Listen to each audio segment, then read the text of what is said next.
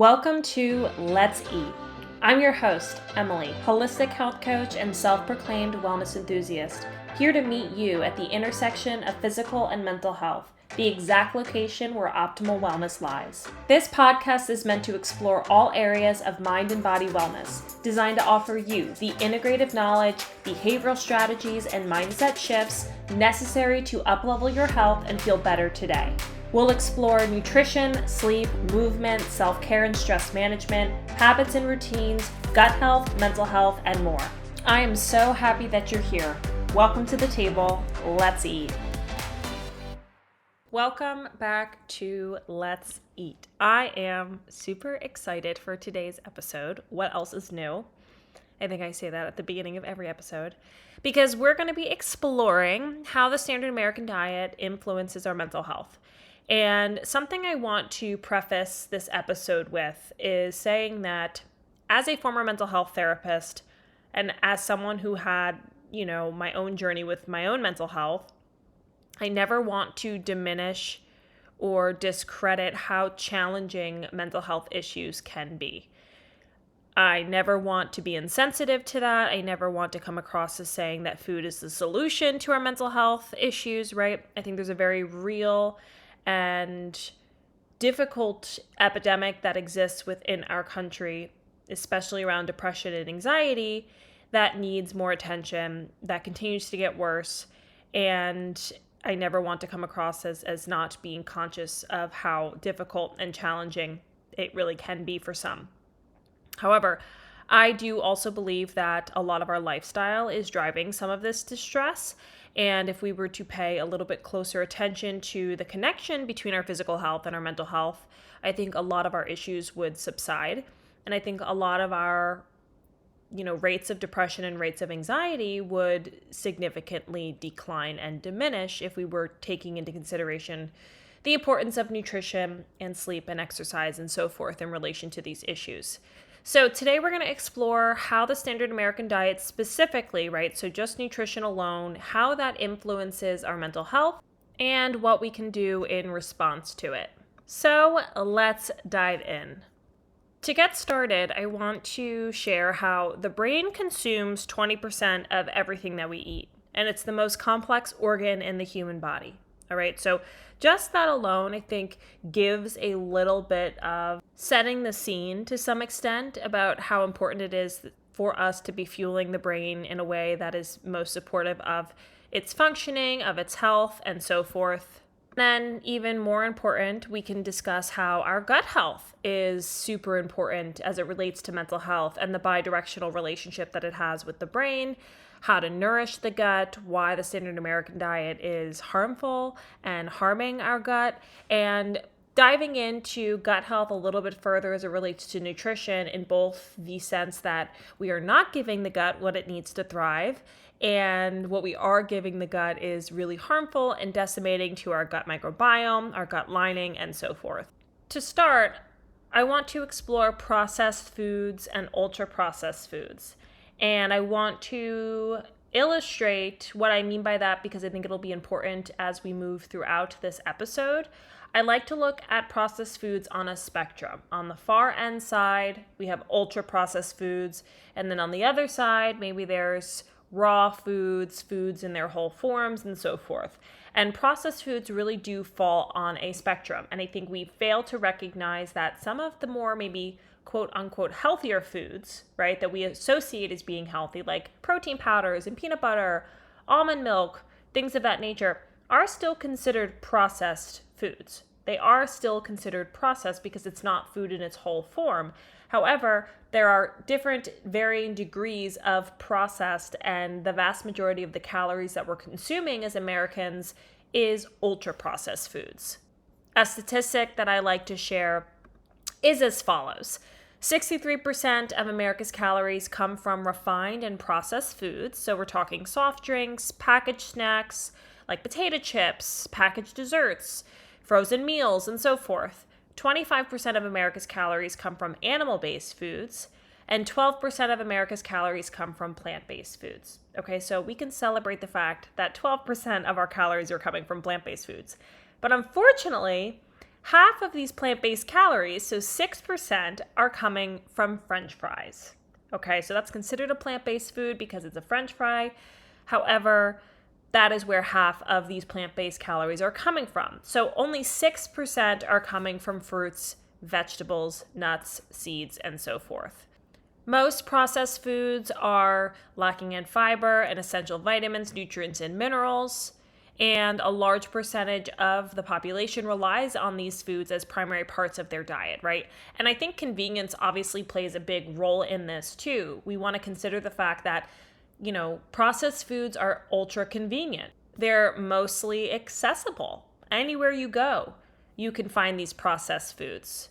Go to the gas station, go to a convenience store, go to a drugstore, go to a liquor store. And I say liquor store because I'm in New Jersey, so we have liquor stores. I know other states have beer and wine and grocery stores and whatnot. But really anywhere you go, you can find these convenience items. Right? And unfortunately, this plays a big role into the choices that we're making, right? You're more likely to find a bag of Cheetos than you are maybe a fruit or a vegetable in the gas station or at a convenience store. And so most cases, in a lot of ways, access is going to win over nutritional consideration. And that's just a part of human nature. I think that's just a part of convenience.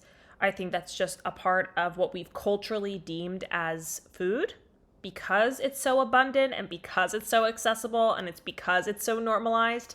And I think that plays into the problem. Now, some experts, some wellness experts, functional medicine doctors, and so forth, refer to these foods as being food-like substances, right? Not even being qualified to be deemed as food. And, while I believe that in some capacity, I also recognize that access plays a big role here. And by access, I mean financial access. I mean access in terms of proximity, access in terms of understanding and education. There's a lot of components that play into access. And I always want to be respectful of that as well, because it's not always accessible for some and certain populations, especially in our country, to consume higher quality foods, right? To reach for fresh organic produce, as opposed to some of these convenience food. And I never want to be insensitive to that as well. So let's talk about the definition of ultra-processed food. This is something I've shared time and time again.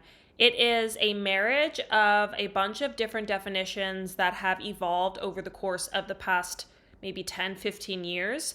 And I pulled it together to give really the best essence of what a ultra-processed food is and what it means to be ultra-processed. So, ultra-processed foods is an industrial formulation, typically with 5 or more and usually many ingredients, and typically contain no whole foods. The purpose is to devise durable, convenient, high or ultra-palatable, and profitable products. They typically are not recognized as versions of foods. Besides salt, sugar, oils, and fats, ingredients of ultra-processed foods include food substances not commonly used in culinary preparations, such as hydrolyzed protein, modified starches, and hydrogenated oils, and additives whose purpose is to imitate sensorial qualities of unprocessed or minimally processed foods, and their culinary preparations or to disguise undesirable qualities of the final product, such as colorants, flavorings, non-sugar sweeteners, emulsifiers, humectants, sequestrants, and firming, bulking, defoaming, anti-caking, and glazing agents. Moment of silence for that definition. So, what we know as Oreos, as Doritos, as frozen dinners, and so forth, on the surface, that is what we see. Underneath the surface is this definition. Now, this is not meant to instill fear. I really try my very best not to induce stress or anxiety around food, because that is a big part of my philosophy in working with clients, is to reduce a lot of that. And I believe in food freedom. I believe in balance. I believe in moderation, right? However, I also believe in education and empowerment. And I always want to empower you to better understand the foods that you're eating, whether it's reading an ingredient label or understanding the definition of ultra processed foods. It comes in a multitude of ways. And this, for me personally, is really important so that we're then better understanding how this is impacting our mental health. When we're consuming foods that fall in this category, it is to no surprise that our brain and our gut health are suffering as a result of it. So one of the most immediate changes that we can do is be more aware of the processed and ultra-processed foods that we're consuming. Now, this is my first and foremost tip, because by completely transitioning to a diet that does not contain processed and ultra-processed foods, or at the very least, we're consuming it with much less frequency, I'd imagine that there will be a significant transition in how you feel from day to day, because your body is getting the necessary nutrition in order for it to optimally function. Now, this is not to say that you will have a magical, life-changing transition, evolution overnight, right? But you will notice a shift in your energy. You'll notice a shift in your mood. You'll notice a shift in your focus. And overall, there will be a transition period that takes place when you start to really tune into how much of this am I eating and how little of that am I eating, and start to give the body and the brain and your gut what it is actually looking for and what it actually needs. Your homework assignment is simply to evaluate and take an audit of what your dietary choices look like now, and really tune into how much of it is processed food, how much of it's ultra processed foods. Be gentle with yourself with where you are on this journey. I think the worst thing that we can do is look at our diets, stress out about how much processed foods we are eating, and have that either keep us from making a change because we feel too overwhelmed by it, or cause us stress, which then hurts our mental health and even our physical health even more. But simply be aware of it, right? Tune into how you're feeling in a mental and emotional capacity. Are you feeling lethargic? Are you feeling irritable? Are you feeling anxious?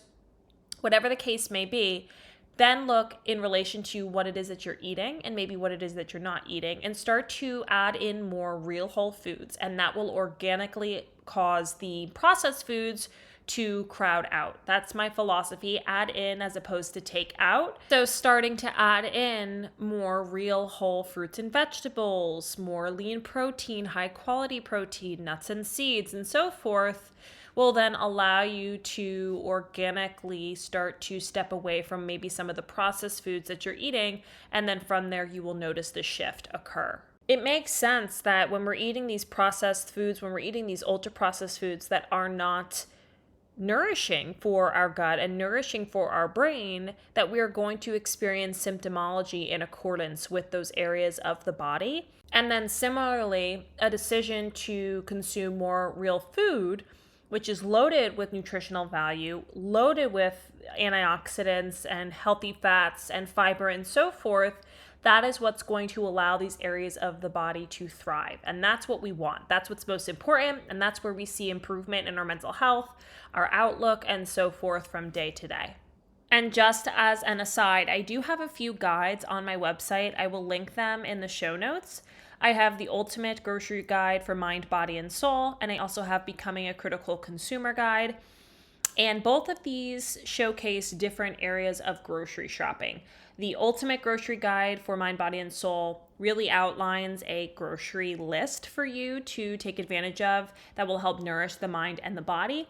And then secondly, the Becoming a Critical Consumer Guide really helps you up level in your grocery shopping, and it teaches you how to navigate the grocery store more effectively, weeding through all of the marketing, weeding through how to read labels, and how to make more healthful choices while navigating the grocery store, because I think this is one of the most confusing areas of health and wellness. And this is where people get really overwhelmed and then tap out, right? And then they just gravitate to what they know. Then they find themselves filling their cart with all the usual suspects. And then we're back at square one. So I really want to make grocery shopping most accessible to anyone who is interested in doing that and interested in, improving their health and wellness or improving their mental health, whatever it is. So those guides will be linked in the show notes for you to take advantage of if you are interested. So next, I want to explore blood sugar and blood sugar imbalances. I personally believe that this is one of the biggest issues and biggest contributors to symptoms that resemble anxiety and symptoms that resemble depression.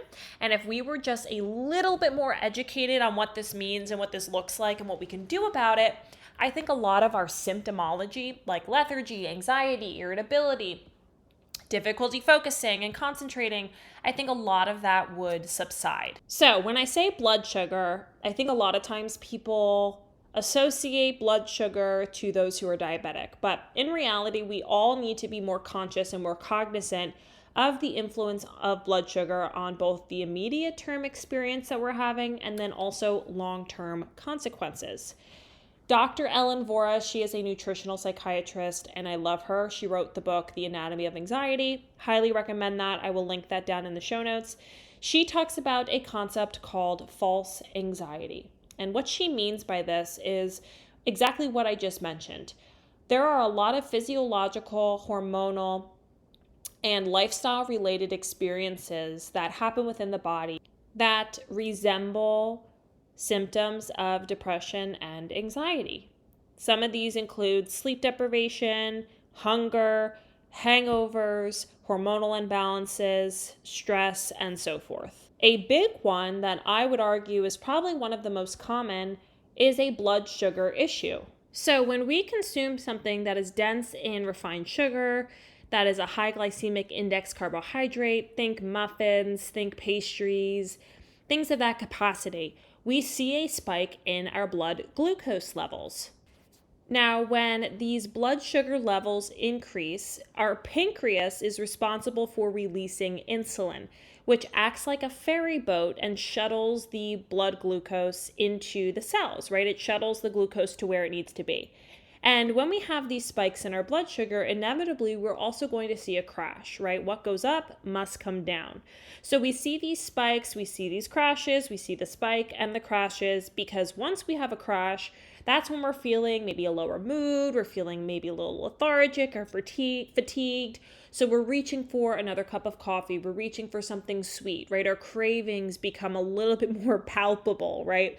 And so we see these highs and lows take place over the course of the day. And if we continue to eat the way that we're eating, if we continue to fuel our body in the way that most Americans are, we're going to see these blood sugar highs and lows happen day after day after day. This is an excerpt I took from a previous blog of mine. I wrote, "When our blood sugar is imbalanced, we tend to experience a roller coaster of both physical and mental symptoms. If we consume a high glycemic index carbohydrate, like muffins, cakes, white bread, soda, cereals, cookies, sugar, or starch, our blood sugar can skyrocket. For example, someone who eats a chocolate croissant and frappuccino every morning on his or her way to work. This high dosage of sugar spikes his or her glucose levels upon consumption. Inevitably, what goes up must come down. If his or her blood sugar spikes, it will also then plummet. He or she may experience an initial burst of energy from the high. However, the low she experiences thereafter includes symptoms that can resemble anxiety or depression, sometimes referred to as false anxiety." I think giving a tangible example helped me a lot to understand this a little bit more, right? But then also explaining it to all of you. You think about how common it is for someone to head through the Starbucks drive-through line, grab a croissant, grab a muffin, grab something else from the pastry section. And this is not exclusive to Starbucks, right? We can think about things that we prepare at home as well. Pancakes and waffles and bagels and so forth. And then have ourselves a frappuccino or a coffee loaded with sugar. So we can understand how common it is, given the fact that this is such a typical morning for most Americans. Stabilizing your blood sugar and really building your plate and understanding your meals through the lens of blood sugar stability and support can be one of the most transformational things that you do for your health, both in the immediate term and the long term. Now, I want to showcase how important it is for us to do this for the sake of mental health and the sake of depression and anxiety. So for the sake of today, I'm just going to explain a little bit about what we can be doing as it relates to our meals. And then in the future, you'll hear me talk about this lots more because of how important it is. A few suggestions that I can offer you as it relates to blood sugar health. And if you also want to go ahead and look at my blog, I have plenty of information there. And I also have a free training that I will link in the show notes that talks a little bit more about blood sugar. But the Fab Four is a concept that was coined by Kelly LeVeque, and she discusses how protein, fiber, fat, and dark leafy greens are essential to blood sugar health, blood sugar stability, metabolic health, and so forth. So when we talk about protein, protein is huge. So many of us are under consuming protein. So getting enough protein is essential to blood sugar stability, as it is essential to lots of other parts of our health and wellness, but especially as it relates to stabilizing your blood sugar levels throughout the day. It's also the most satisfying macronutrient, so you're going to feel full as a result of consuming enough protein, which is important, right? We don't want to feel ravenous all day. We want to have a stabilized level of hunger. We want to feel that we're in control of our cravings and so forth. Fat and fiber are equally as important. Getting healthy fat, super important in slowing the absorption and slowing the rate of glucose within the body, as is fiber, which is also very important too, right? We want to be sure that we are loading up on fruits, veggies, nuts, and seeds, which are great sources of fiber, and that will also help to curb the spike of glucose, especially if we are consuming it alongside some sort of carbohydrate and so forth. So getting in those Fab Four, protein, fat, fiber, leafy greens are also super important. They are just extra special as it relates to blood sugar because of the influence that the micronutrition in these greens have on the body. And really using that as your guide to build your plate is not only going to help support your blood sugar, but it's also beneficial for both physical health and mental health alike. You're going to notice a significant difference in how you feel throughout the day. Your sleep's going to improve, and then the long-term outcomes related to your health that are impacted by this practice are going to be noticeable as well. If you're interested in learning more about blood sugar health, I plan to do a whole episode on this, but you can also check out the free training in the show notes to learn a little bit more about how to stabilize your blood sugar and how to practice good blood sugar hygiene. And then there's also a number of blogs on my website that you can take a look at that talk about this as well. So now I want to talk about diet trends. And this one is super important, not just for the sake of mental health, but just general health as well. I spend a lot of time working towards debunking and demystifying how to better navigate the grocery store and how to better grocery shop for the sake of better health. And unfortunately, the food industry is very much against me in this pursuit. They do a lot to mislead us, to utilize messaging and marketing and terminology to deceive us. They use ingredients that lead us wanting more.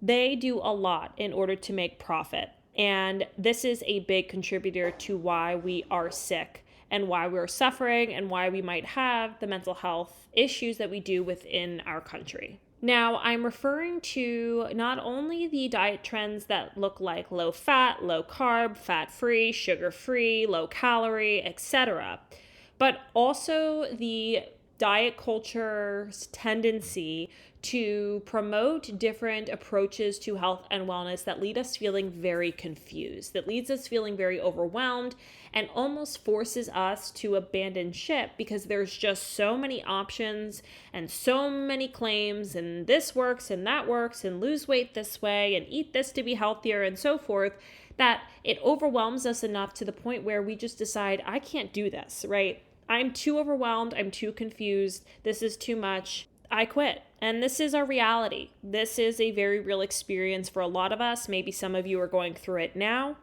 And I hope that through having this conversation, it will help demystify and clarify and also allow you to not feel alone. I think that's huge, right? When we feel very overwhelmed and when we feel intimidated or we feel isolated, it can be much more challenging to feel inspired and feel motivated to try again, to move forward. But I want you to know that you're not alone in this experience, because we've all been there in some form or fashion. And some people are very much in it right now. Some people have moved beyond it. But what's problematic about this as it relates to mental health is the fact that our brains and our bodies need all the macronutrients, fat, protein, and carbohydrate in order to optimally function.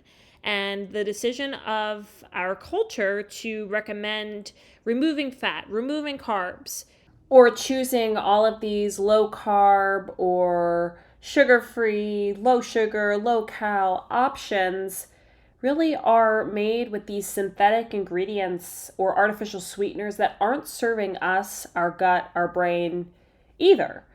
And I think it also takes another level of complexity because it's really distorted our relationship with food, right? We've really lost touch with what it means to eat real whole foods, what it means to eat well, because all of these foods exist and because we're misled and we think that we need to be eating certain foods in order to be healthful, and then that's not helping us in any way. So it's really just a big mess. And I think these dietary trends, not only as it relates to, as mentioned, low carb, low fat, and so forth, right, which I firmly believe that they serve us in all specific ways in proper proportions, and everyone's different, right, but our body needs those, macronutrients for certain reasons, but also abiding by some sort of maybe vegan diet or vegetarian diet. I think having these restrictions without really taking caution and taking intentionality in what nutritional deficiencies we may be more at risk for, i.e. B12, B6, nutrition that we need in order to best support our brain, our gut, and more, is really important, and we're just not educated enough on this, right? So the dietary trends I'm referring to are not only in the realm of what we see as, the low carb, low sugar, and as mentioned, but it's also in relation to dietary, orientations, I guess is the best way to put it. And really understanding, okay, if I'm choosing to live a vegan lifestyle, if I'm choosing to live a vegetarian lifestyle, if I'm choosing to live a pescatarian lifestyle, if I'm choosing to live a carnivore lifestyle, whatever floats your boat, my friends, everyone's entitled to eat the way they want to eat. I would say, with a caveat there, you have to do your due diligence in understanding what are some areas that I might need to supplement with in order to be sure that I am taking care of my mental health, my brain, and more. So this concept as a whole can kind of go in a number of different directions. And I think just simply any type of dietary trend that causes you to have to cut out whole food groups or, be really conscientious of your calorie intake, just dietary trends as a whole, I think is also extremely stressful. So I think we could look at it as well. Here's an additional layer to all of this, how stressful it is for us to even think about, okay, well, I have to count my calories for this meal. I have to log my meals, right? Or, let me check the carbs on this, or I need to only have X amount of, fat, or, whatever the case is, okay? The list goes on. I think we've all been there. So I want you to kind of bring yourself back to those moments in time, whenever that may have been for you, where you were counting calories or you were following some sort of low calorie, or low fat, low carb, whatever the case is, whatever that looks like for you, bring yourself back to that moment. And the stress, oh my gosh, the stress of that. Think about how how stressful and how consuming that is, and how consuming that was for you when you were navigating it. And I think most importantly, how unsustainable it is. And that's the name of the game, sustainability. And that's where I find most people go wrong, is the way that they're choosing to go about living more healthfully, and I say healthfully in air quotes, is not sustainable. And so when they fail, when they're unable to maintain it for the long term, they think it's about them. They think that they're not able to do it, or they won't ever lose the weight. They won't ever be successful. So I would even take this a couple steps further, as I said, and say that the standard American diet and the dietary trends that are embedded in the standard American diet not only are inherently in and of themselves causing us to miss fuel. Okay, I'm going to use that word. I don't know if that's even a word, but we're naming that word a word. We're causing us to miss fuel and not give our body what it needs to thrive. But it's also so innately stressful to follow any of these dietary trends if not done properly or not intended to do for a limited amount of time. Okay, I will give that there. I think there's a nuance. I can't say that it's a challenge or stressful all the time. I don't want to make that overgeneralization, but I also will say it's just not sustainable.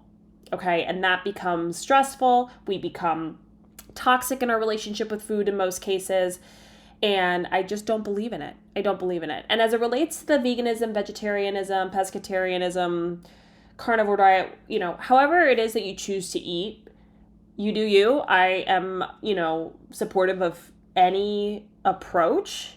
Obviously, I have my own approach. You can have your own too. Everyone's entitled to that. But do your due diligence in what you may be missing nutritionally, because that can impact not only your mental health, but also your physical health if you are at greater risk for deficiency in any way. And I think we all need to be a little bit more educated. We can't just decide we're going to go a certain route without taking time to understand what that entails and what nutrition we might not be getting by choosing this orientation instead. Now, next I want to talk about what the standard American diet is doing to our gut lining and our gut microbiome. Now, a few weeks before this episode, I released an episode about the gut-brain connection, and I talked a little bit about how we can support our gut health through diet and lifestyle. And so now I'm taking the reverse side of it, and I'm showcasing how the standard American diet is decimating our gut health. Okay, and decimating our gut lining. So first and foremost, sugar is the fuel for the bad bacteria. And we know that in our microbiome, there is a synergistic, symbiotic relationship between our good bacteria and our bad bacteria. So it's not to say we want all good bacteria, and we certainly don't want all bad bacteria. And the good bacteria is fueled by prebiotic fiber. Now, we get that through a lot of the fruits and veggies that we eat, and we want to be sure we're eating enough fiber. Okay, so shout out to fiber. We need to be consuming more of it. We just simply are not. The bad bacteria is fueled by sugar. And sugar comes in a number of forms. It's not just the cakes and the muffins and the cookies. It's coming in refined carbohydrates as well. And so we want to be aware of the fact that our sugar consumption is not only fueling the bad bacteria, right? That it's giving life essentially to this bad bacteria, but it's also driving up inflammation. Sugar is a non-nutritive food, right? There's nothing beneficial that's coming from sugar aside from maybe a burst in energy, okay? And that's a short-lived burst in energy, and then that impacts our blood sugar. So overall, we need to be conscientious of our sugar consumption for the sake of whole body health, but especially as it relates to our gut health. Now, secondly, we also want to be aware of the processed, ultra-processed foods that we're eating. This is causing so much inflammation. It's impacting our gut lining. It's impacting our gut health. It's largely devoid of any fiber, number one, which is imperative for healthy digestion and our gut health. And it's devoid of nutrition, right? So we're eating these foods our bodies simply do not recognize. And it's not giving us any kind of nutrition. It's not serving our body in really any capacity. And it's wreaking havoc on our gut health. And we know there's a bidirectional relationship between our gut and our brain.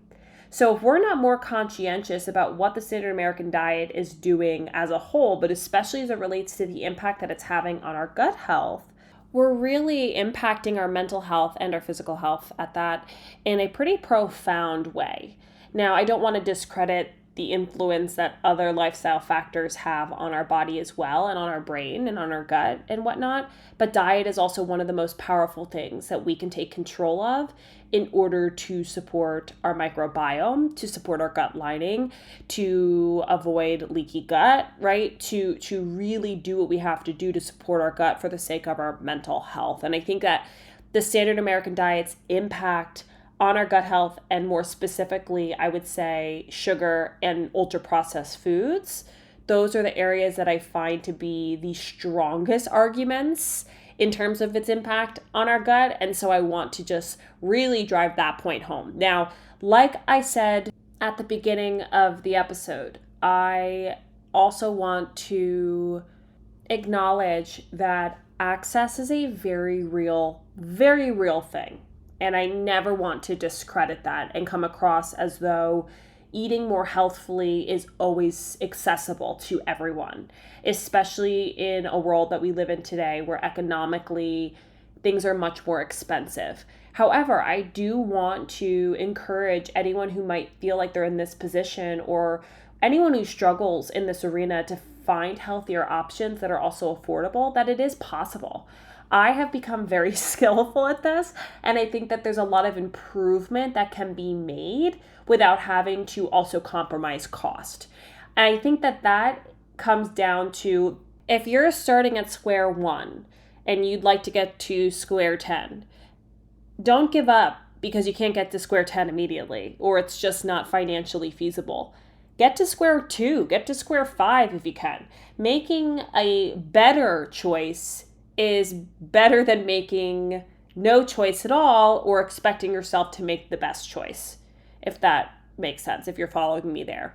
And I am certainly one to encourage and empower clients in giving them strategies to make better choices and to make healthful choices that doesn't include paying an arm and a leg for it. So if you ever need support, please know I'm always here, and I love talking about how to cut corners a little bit in order to still make the better choice in support of your mind and body.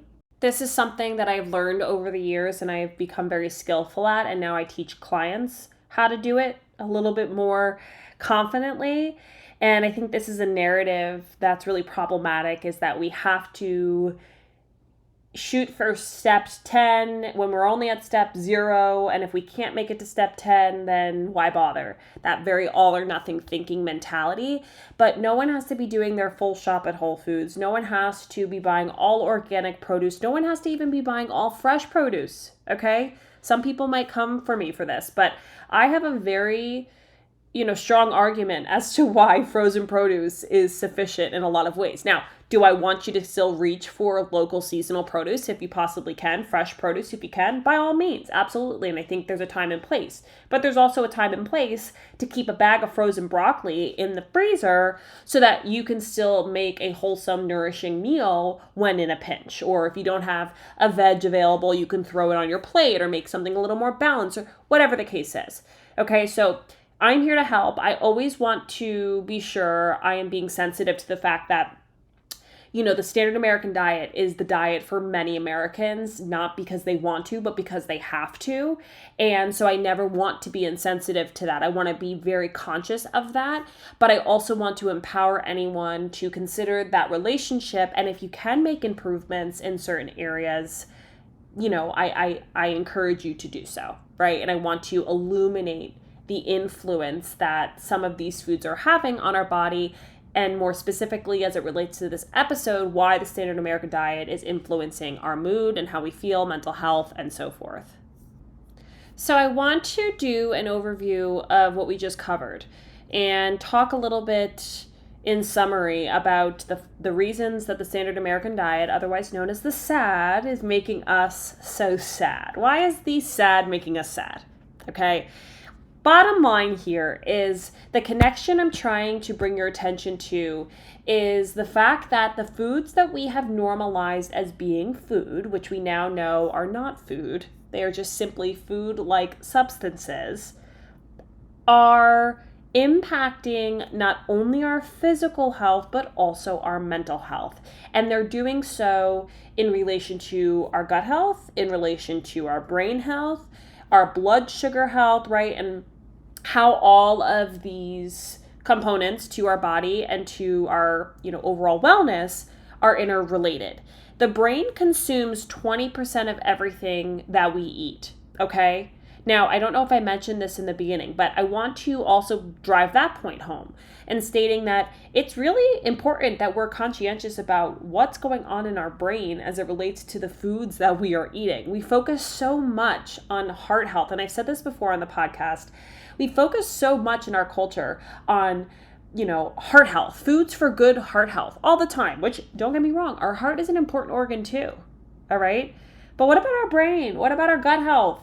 What about these other areas of the body that also dictate our quality of life?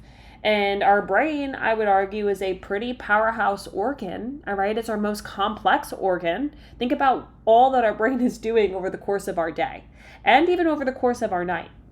So really being intentional about the way that we're choosing our nutrition makes an enormous difference on our quality of life, our mental health, how we feel, and can really impact whether or not we exhibit symptoms of or exacerbate pre-existing depression and or anxiety. Now, we talked about processed and ultra-processed foods, and I explored, the definition of what an ultra-processed food is. And if you want to revisit that definition, please do. I think it'll give you a good reason to not reach for some of the foods that we have labeled as food, right? So not only is that influential on our gut health, on our brain health, but it's also important to consider the fact that these foods are largely devoid of any nutrition. Okay, so not only are they simply not foods, they're food-like substances, but they're lacking in fiber, in essential vitamins, nutrients, minerals, and a large percentage of Americans are depending on these foods for their daily consumption, right? For their daily meals. As mentioned, I'm going to say this again. I don't think it's necessarily entirely by choice. I think there's a lot of dependency on these foods because of the convenience, because of the cost. But I do think we need to do better as a society collectively because of how normalizing we've become of these foods over the course of many years and how problematic that is for the sake of our mental health. Now, I want to, also share, which I don't know if I shared, these foods were very much part of my childhood. I'll be the first to say that. Up until I was maybe 22, 23, did I really start to take notice of what I was eating and start to follow a more whole foods, real foods based diet. And there are still days, that I'm eating these ultra processed foods, right? Like I never want to come across as though I'm perfect in this by any means, because I'm not. I'm on my own wellness journey. I just feel called to educate those who listen to the podcast and those on my platforms and so forth about what our options are here. Okay. And I think because collectively in our culture, we've simply normalized these foods as being okay. And because we see them everywhere, because they're promoted, and because that's what the food industry is trying to do, we've simply just allowed it to be okay. And I think we could bring that argument to a lot of things that we see in our culture. I'm not going to go down that rabbit hole. Okay. But we've normalized a lot of things. We've normalized sitting for multiple hours a day. We've normalized technology in our faces all the time. We've normalized alcohol. We've normalized a lot. So just because we see it everywhere does not mean that we have to follow suit with it. We can make better choices for ourselves. I think just because it's common doesn't make it normal is something that I talk about when it comes to symptoms and how we've kind of normalized symptoms, these subclinical symptoms. But that saying also applies to this concept too, right? It's common to see these foods everywhere. You look at vending machines, you look at fast food restaurants. I mean, just, the one strip of highway that is close by me, I would argue it has every fast food chain on it. And there's new buildings going in. And I'm like, what fast food chain do we not have? There's actually a Chipotle opening near me, which I'm so excited about. I love Chipotle, and I think it's on the end of fast food that I feel more comfortable endorsing. I think that alongside maybe Kava, there's some fast food locations that I find you can make better choices at. And I think Chipotle is one of them. And so I'm really excited for that because that's such an easy grab and go type of, spot that I will definitely be taking advantage of. But just bringing our attention and revealing what these foods are doing to our bodies and how they're not bringing us any value, really, really important. Now, blood sugar imbalances, I go into this in the episode in depth. I go into this in a lot of episodes around, mental health, but also in general as it relates to health and wellness.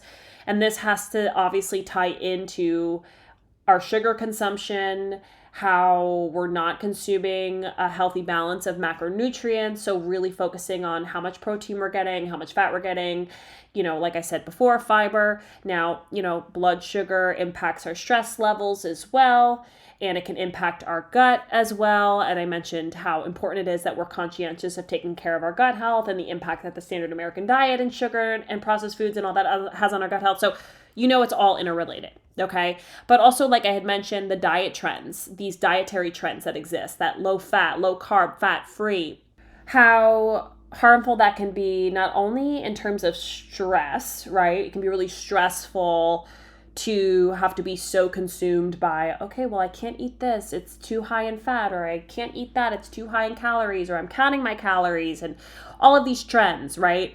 That can be really harmful and stressful on our mental health, but also the actual food itself. If we're cutting out fat and 60% of our brain is fat, what do we think we're going to do? Where do we think our brain is going to get the fat, right? We need healthy fats, my friends. Hormones, neurotransmitters. What else? Our brain health. It's like a lubricant to our gut lining. It's a lubricant to our brain health, okay? Amino acids and protein. If we're not getting enough protein. Now, I don't think anyone really says low protein unless there's maybe something going on with our kidneys, but low protein is not something you commonly hear. But if it is the case, right, we need amino acids that are, taken from the protein. Protein's broken down into amino acids to create the neurotransmitters.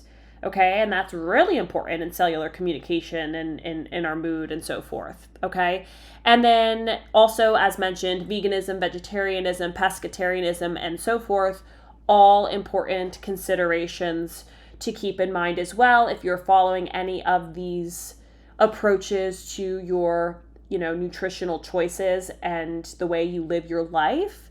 You need to be considerate of the fact that there are nutritional deficiencies that you may be at greater risk for because you're not consuming the foods that we need to get all of our nutrition from, like you would from a more well-balanced, maybe animal-based, whole foods-based diet. So I'm hopeful that you're able to take away value from this episode, as I am hopeful with every single episode. But really, I want to showcase how so much of our mood and how we feel is contingent upon the foods that we're eating. That is my belief system, and I see it in work that I do with clients. I saw it as a therapist, and I just know this to be true. And so if I can illuminate even a little bit how the foods that we're eating, both in terms of the standard American diet, how that's causing inflammation in the body, how it's not giving us the nutrition that we need for better mental health in terms of omega-3s and magnesium, vitamin D, and so forth, we need to be more intentional about our food choices and what we're eating in order to support our mental health, right? It's not just about, is this going to cause me to gain weight or not? I think that that's very much the narrow perspective that we take on food, and we're not considerate of its impact in a number of other ways on the body, but also on how we feel emotionally. Okay, the influence of food on our body and on our brain is absolutely wild. I'm going to put a few books that I recommend for you in the show notes. These are some of my favorite books that have to do with food for mental health, nutrition for mental health.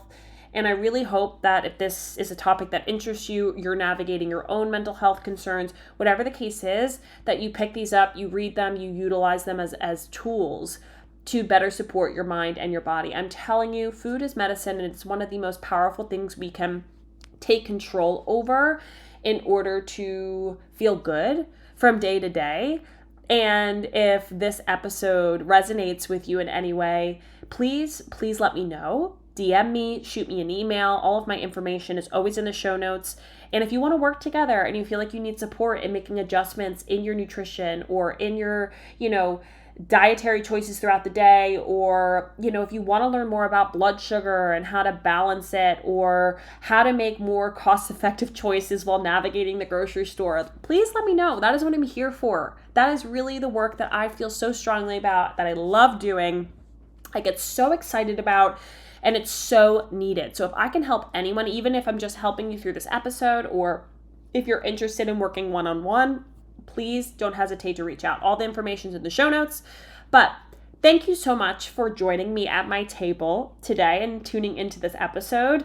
As we continue to move throughout Mental Health Awareness Month, it's really important to me that I'm sharing episodes that I feel are going to drive the points home.